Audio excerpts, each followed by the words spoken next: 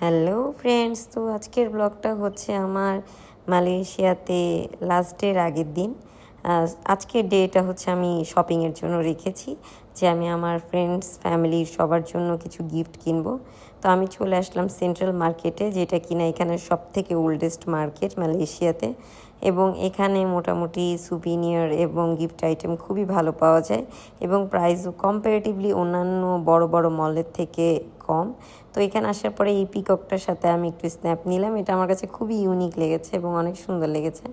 তো এরপরে আমি হচ্ছে এই পিককের সাথে স্ন্যাপ নেওয়ার পরেই আমি শপিং মলের মধ্যে ঢুকে গেলাম। প্রথমে আমি শপিং মলের বাইরের দোকানগুলো দেখছিলাম, এরপর আমি ভিতরে ঢুকলাম।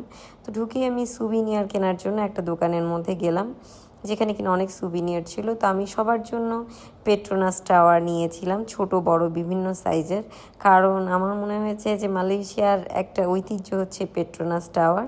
এরপরেও আরও এর থেকে অনেক হাইস্ট উঁচু বিল্ডিং আছে, বাট পেট্রোনাস টাওয়ারটা সব থেকে আমার কাছে ইউনিক লাগে। তো আমি সবার জন্য এইরকম বিভিন্ন সাইজের পেট্রোনাস টাওয়ার নিয়েছি, এবং এরপরে আরও এই শোরুমে অনেক শোপিস ছিল, তো আমি কিছু শোপিস নিলাম।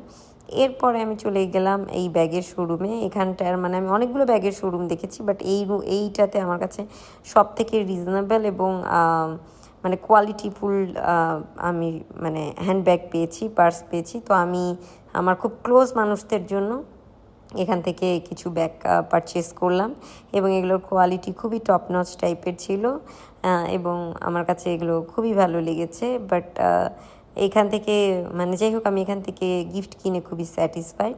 তো এরপরে আমি রওনা দিলাম হচ্ছে বুকিত বিংতাংয়ের জন্য, এবং এই যে আমি বুকিত বিংতাংয়ে চলে আসলাম।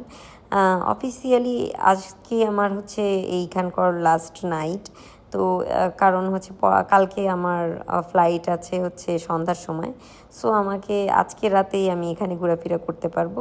তো আমি ভাবলাম বুকিত বিংতাংয়ের যে এই যে একটা হ্যাপেনিং মানে নাইট থাকে, যেটা কিনা নাইট আউট থাকে, তো আমি ওটা ফিল করতে চেলাম। তো এই যে আমি রাস্তায় ঘুরে ঘুরে দেখছি। যদিও মালয়েশিয়া এটা আমার সেকেন্ড টাইম, আমি এর আগেও মালয়েশিয়া এসেছি, বাট এবার আমি যত দিন থেকে যত কিছু দেখেছি আমি এর আগে এত কিছুই দেখতে পারি নাই, বিকজ আমার ট্যুরটা তখন ছোট ছিল, আর এবার আমি অনেক লং টাইম নিয়ে এসেছি। তারপরে আমরা এই কার্টুন ক্যারেক্টারের সাথে একটু ডান্স করে নিলাম।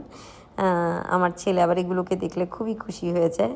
এদেরকে আবার সে হেল্পও করে, তাদেরকে 1 রিঙ্গিত করে মানে তাদের এই যে মানে ডোনেশন বক্সের মধ্যে দিয়ে আসে। তো এই ক্যাটটার সাথে একটু ডান্স করলাম। তারপরে আমরা দুজন হেঁটে বেড়াচ্ছি, ঘোরাঘুরি করছি, এবং এই যে আমি বিভিন্ন রকমের পোজ দিয়ে দিয়ে নিয়ে ভিডিও করছি।